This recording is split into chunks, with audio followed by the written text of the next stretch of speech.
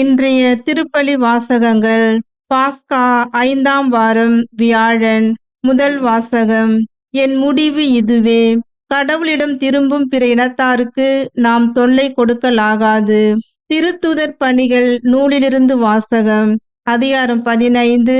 இறை வார்த்தைகள் 7 முதல் 21 முடிய.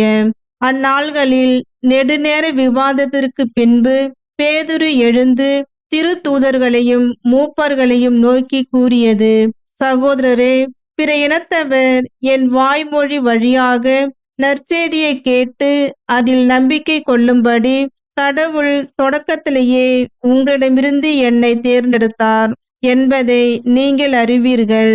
உள்ளங்களை அறியும் கடவுள் நமக்கு தூய ஆவியை கொடுத்தது போல் அவர்களுக்கும் கொடுத்து அவர்களை ஏற்றுக்கொண்டார். நம்பிக்கையால் அவர்களுடைய உள்ளங்களை தூய்மைப்படுத்தினார்.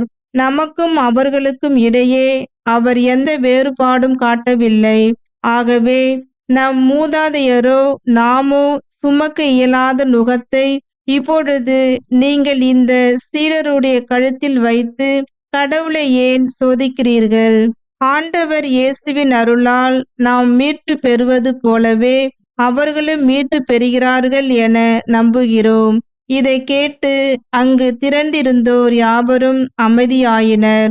கடவுள் தங்கள் வழியாக பிற இனத்தவரிடம் அடையாளங்களும் அரும் செயல்களும் செய்தார் என்பதை பர்னபாவும் பவுலும் எடுத்துரைத்ததை அவர்கள் கேட்டு கொண்டிருந்தனர். அவர்கள் பேசி முடித்ததும் யாக்கோபு அவர்களை பார்த்து கூறியது, சகோதரரே, நான் கூறுவதை கேளுங்கள். கடவுள் பிற இனத்தாரிடமிருந்து தமக்கென மக்களை தேர்ந்து கொள்ள முதலில் அவர்களை தேடி வந்த செய்தியை சீமோன் எடுத்துரைக்க கேட்டீர்கள். இறைவாக்கினரின் சொற்களும் இதற்கு ஒத்திருக்கின்றன. அவர்கள் பின்வருமாறு எழுதியுள்ளார்கள். இவற்றுக்கு பின் நான் திரும்பி வந்து விழுந்து கிடக்கும் தாவீதின் கூடாரத்தை மீண்டும் எழுப்புவேன். அதிலுள்ள கிழிசல்களை பழுது பார்த்து அதை சீர்படுத்துவேன். அப்பொழுது மக்களுள் எஞ்சியிருப்போரும் என் திருப்பெயரை தாங்கியிருக்கும் வேற்று இனத்தார் அனைவரும் ஆண்டவரை தேடுவர் என்கிறார் இதை செயல்படுத்தும் ஆண்டவர். தொடக்கத்திலிருந்தே இதனை அவர் தெரியப்படுத்தியுள்ளார். எனவே என் முடிவு இதுவே, கடவுளிடம் திரும்பும் பிற இனத்தாருக்கு நாம் தொல்லை கொடுக்கலாகாது.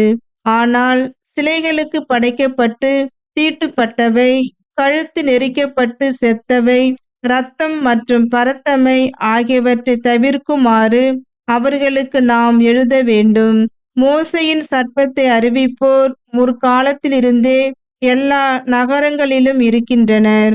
அதனை ஓய்வு நாள்தோறும் தொழுகை கூடங்களில் வாசித்தும் வருகின்றனர். ஆண்டவரின் அருள்வாக்கு. இறைவனுக்கு நன்றி. பதிலுரை பாடல். திருப்பாடல் 96.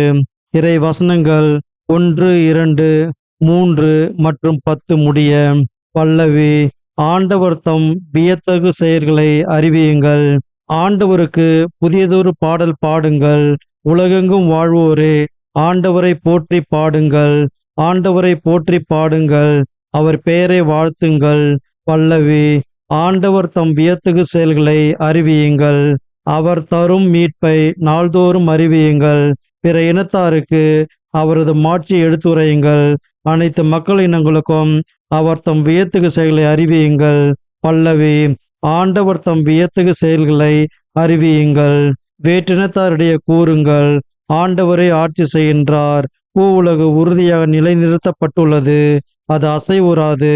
அவர் மக்களினங்களை நீதி வழுவாது திருப்பிடுவார். பல்லவி. ஆண்டவர் தம் வியத்தகு செயல்களை அறிவியுங்கள். நற்செய்திக்கு முன் வாழ்த்தொலி. அல்லேலுயா, அல்லேலுயா. என் நாடுகள் எனது குரலுக்கு செவிசாய்க்கின்றன. எனக்கும் அவற்றை தெரியும், அவையும் என்னை பின் தொடர்கின்றன என்கிறார் ஆண்டவர். அல்லேலுயா, அல்லேலுயா. நற்செய்தி வாசகம். என் அன்பில் நிலைத்திருங்கள், உங்கள் மகிழ்ச்சி நிறைவு பெறும். யோவான் எழுதிய தூய நற்செய்தியிலிருந்து வாசகம். அதிகாரம் 15. இறை வசனங்கள் 9 முதல் 11 முடிய. அக்காலத்தில் இயேசு தம் சீடரை நோக்கி கூறியது, என் தந்தை என் மீது அன்பு கொண்டுள்ளது போல நானும் உங்கள் மீது அன்பு கொண்டுள்ளேன். என் அன்பில் நிலைத்திருங்கள். நான் என் தந்தையின் கட்டளைகளை கடைபிடித்து அவரது அன்பில் நிலைத்திருப்பது போல நீங்களும் என் கட்டளைகளை கடைபிடித்தால் என் அன்பில் நிலைத்திருப்பீர்கள். என் மகிழ்ச்சி உங்களுள் இருக்கவும் உங்கள் மகிழ்ச்சி நிறைவு பெறவுமே இவற்றை உங்களிடம் சொன்னேன். ஆண்டவரின் அருள்வாக்கு. கிறிஸ்துவே உமக்கு புகழ்.